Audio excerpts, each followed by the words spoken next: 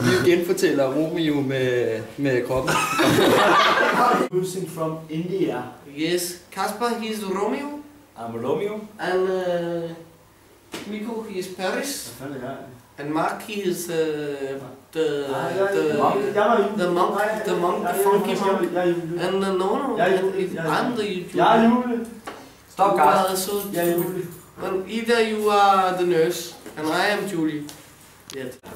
Vi skal lave en sketch med Romeo og Julie, og så vil vi lave den scene, hvor de alle sammen dør. Meget aggressivt.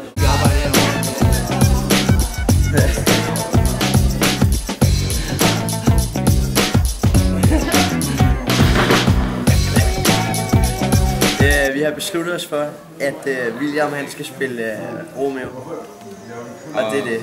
Jeg kan have sådan en PDB-holder. Nu laver du noget, og Romeo og Julie. Og så sidder han bare.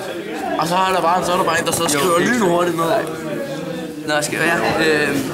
Vi har valgt at fortolke Romeo og Julie gennem en rap. Ja. Så vi har valgt en melodi, og så skal vi så bare lige skrive noget tekst. Hvis det passer. Ja.